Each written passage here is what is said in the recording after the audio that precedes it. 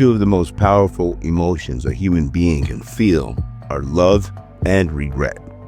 Opposites in purpose, yet often tangled together in the same story of life.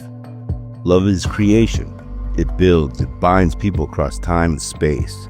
It is the pulse behind every lullaby, every promise, every sleepless night beside someone who needs you.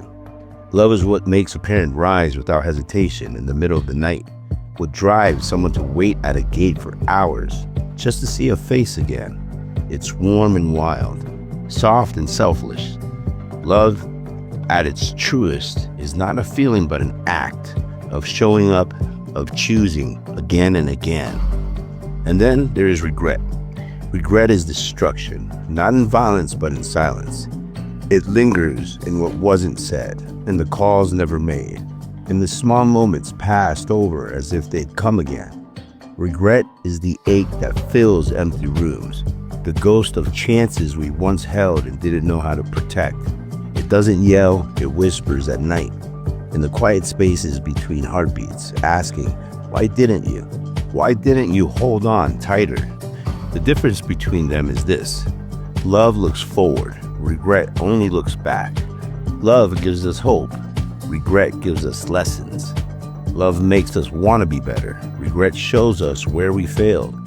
One opens the heart, the other weighs it down. Yet both are deeply human, and both, when felt fully, have the power to change us forever.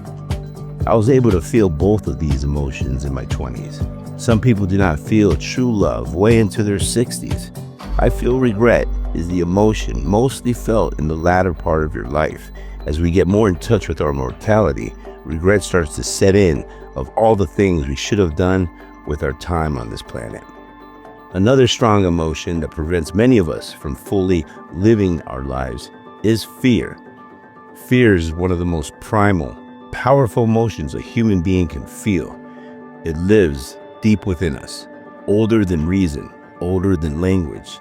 It's the guardian of survival, the instinct that tells us to run when danger comes close, to hold our breath when something doesn't feel right. It is the emotion that speaks loudest when everything else goes quiet. But fear isn't about physical danger. Sometimes it's far more subtle. It's the fear of losing someone we love, the fear of being seen, truly seen, and then not being accepted, the fear of failure, the fear of change, and perhaps most painfully, the fear of not being enough. That fear can stop us from reaching out, from holding on, from saying what needs to be said before it's too late. It doesn't just freeze our feet, it shackles our hearts. Now, compare that to love, which is just as powerful, but in the opposite direction. Love can expand, it invites, it creates connection. Love takes down walls while fear builds them up. Love asks us to trust, to leap, to give, to let go. Where fear makes us small, love reminds us how big we can be. Love is vulnerability. Fear is the armor we put on to protect that vulnerability. The reason both are so powerful is because both are rooted in our deepest needs. To survive, yes, but also to belong. Fear keeps us safe, but love gives us meaning.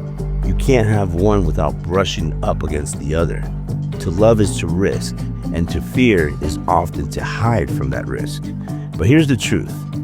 Fear may keep us alive, but only love makes life worth living.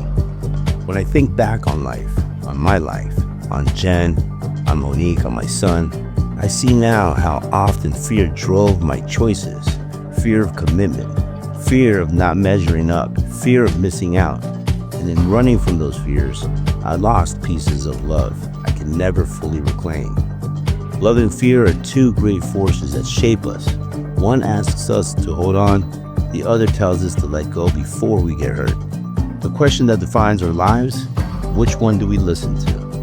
Of all the truths I had to come to learn in that chapter of my life, one echoed louder than the rest. I was now afraid of love, terrified even. Not because love had been unkind, but because I finally understood what it felt like to lose it, to truly lose it.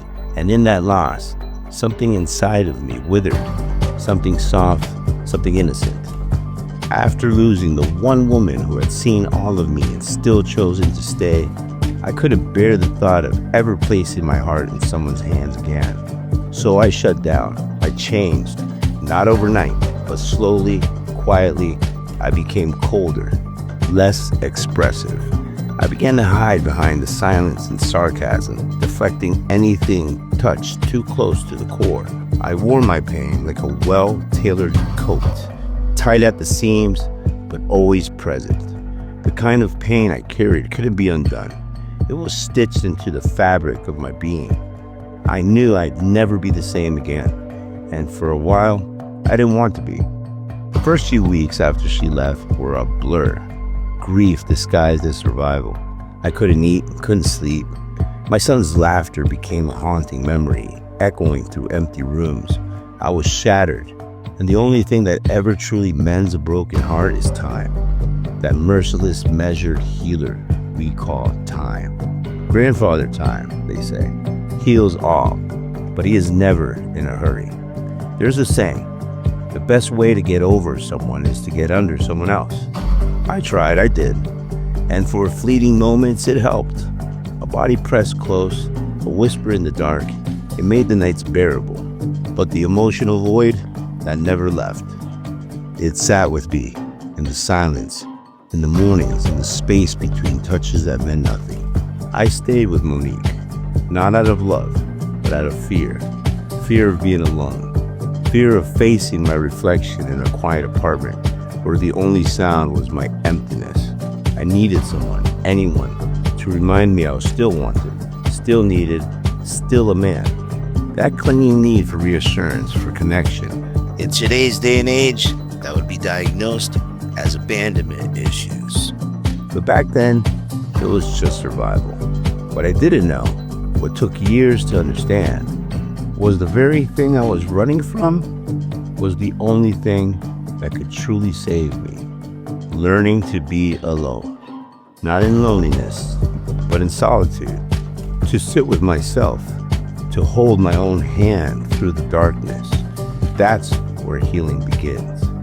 Because the most powerful love, the kind that truly transforms, is the love you give yourself.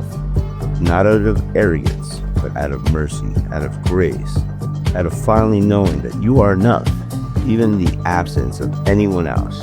And that, perhaps, is the greatest love story of all.